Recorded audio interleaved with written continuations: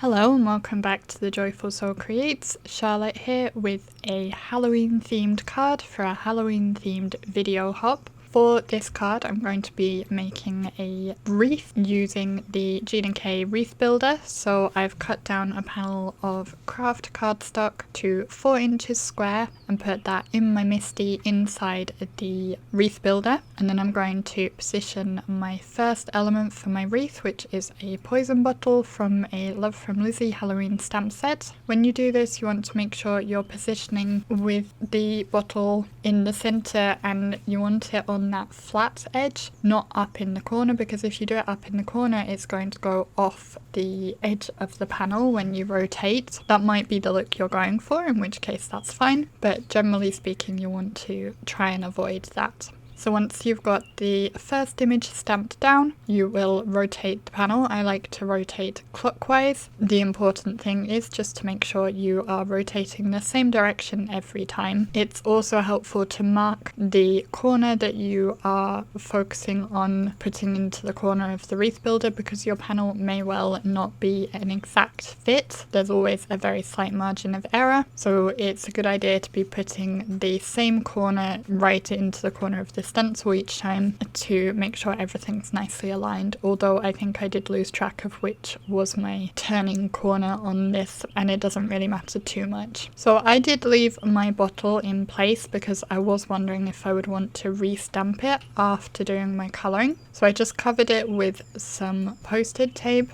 whilst I added my next elements. So I shifted the wreath builder to the top, covered that bottle, and then it wouldn't be making marks on my wreath. The next element I used was a skull going in between the poison bottles, and this was from the same Love from Lizi stamp set. After completing all of my stamping for the wreath, I just needed to do the colouring. So I'm going to be using coloured pencils for this colouring, and these particular ones are Derwent artist pencils, but you can use any pencils you have. I have a fairly limited colour palette here, but it worked well enough for what I wanted to do. So I'm going to start by colouring the poison inside the poison bottle, and I decided to go green for this. So I started off with the darker of the two greens that are in the set, and I'm putting this to the left hand side of the bottle. I generally colour as if my light source is coming from the right hand side. So once I'd put that initial shadow area in, I brought in the lighter green and used that on the right hand side. If you look at something green, you'll notice that the shadow areas often have a blue shade to them. So I did decide to bring in the blue from the set to deepen up that darker side of the bottle. And then I'm going in again and building up the layers. Each of the layers of colouring I'm doing is very lightly applied so that I can build them up. As with the blue in the shadow areas, you will sometimes see that green has yellow in the highlights, so I did bring in a little yellow to brighten up the right hand side of my bottle.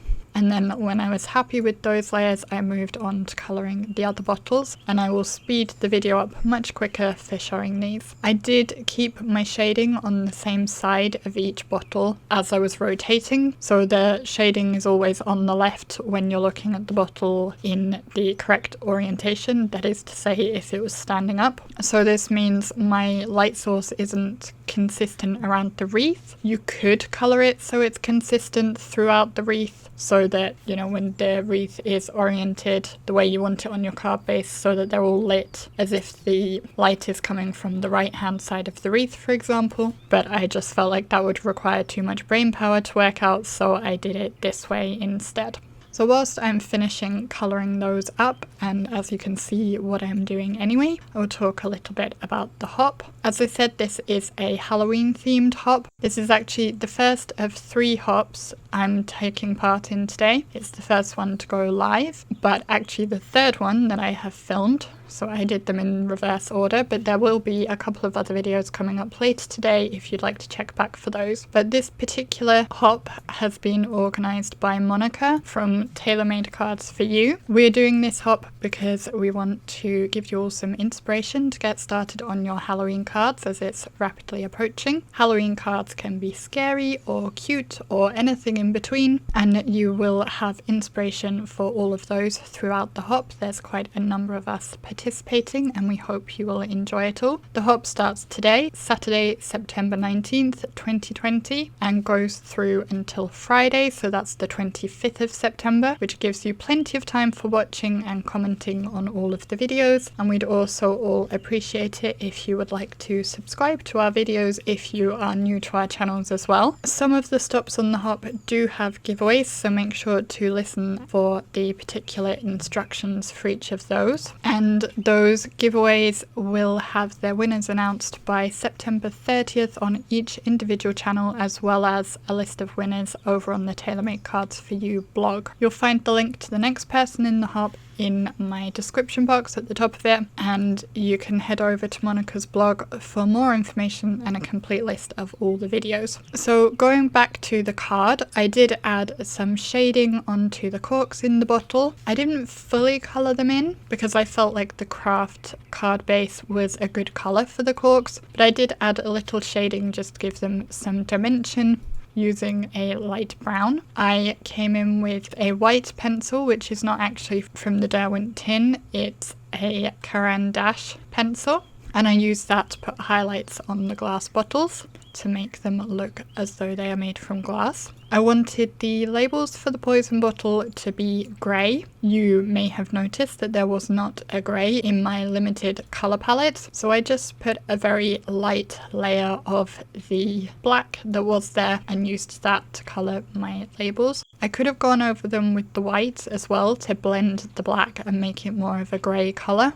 but I didn't want to cover up the words on them too much, so I decided to just leave them just with the light layer of the black, which does give a grey look, although it is kind of slightly textured looking, but I don't think that matters too much. I think it just adds extra interest to the labels. For the skulls, I'm of course mostly using my white pencil, but I did also use the same pale brown kind of tan colour that I had used for shading the corks on the bottles. I felt that worked quite well for that. And again, I'm just going to go very quickly through that, colouring each of the skulls in turn. As I did with the bottles, I put my shading on the left-hand side and concentrated my highlights onto the right-hand side. Once I finished my colouring, I added a sentiment. The sentiment comes from the same Love from Lizi stamp set, and I will have links to all the products I've used in the description box below. I used Twilight Ink from Catherine Pooler for this, which is a nice grey ink. I did have to stamp it multiple times because my ink pad is in desperate need of re-inking, and I do not have the re-inker for it yet, so it did take me a few tries to get that to the intensity I wanted. I'm going to use that grey again on my card base. So I've cut a card base to be just a tiny bit bigger than my panel. So the panel was 4 inches square and the card base is 4 1/8. So really just a tiny bit bigger. It's going to have a 1/16 of an inch reveal on each side. And I'm going to make that card base stripy using the Candystripe background stamp from Love from Lizi. I really like this background stamp, and this is actually one of my favourite ways to use it. So I inked up where I would need with that same Twilight ink. I actually used my grip mat to count along about 4 inches, so I wasn't inking too much of the stamp because, as I said, the ink pad's running quite low and I didn't want to use too much of the ink. The coverage from the stamp is not perfect. It's a little bit blotchy, which again is probably because my ink pad's so dry, but I quite liked how that looked. So after checking it with the panel, I decided that was suitable and I removed it from my MISTI. All that was left to do then was adhering the panel to the card base. I like to cover my entire panel with double-sided tape usually, but I did have this kind of awkward shaped piece that was just a little bit smaller, so I kind of used 3 pieces for this, but it's mostly one big piece of double-sided tape. So what I like to do is fold back the corner of the big piece, get the panel into position and stick down the bit that the sticky's exposed, and then reach under and pull the rest of the backing out, and that way I can get my panel positioned nicely. And that completed my little Halloween wreath card. I thought this was really fun, and I think it would be a great card to go with a bottle of wine for a Halloween party perhaps. I think that would be quite amusing. Do let me know in the comments below if you've started making Halloween cards this year or if you send Halloween cards. Don't forget to check the description box for the next stop on the hop, and maybe you'd like to come back later to see the other hops that I'm participating in today. If you're already done hopping, you can see a couple of other video suggestions on screen if you'd like to see more from me today. There's also the button so that you can subscribe to me if you're not already. Thank you very much for watching, and I will see you again in the next video. Bye!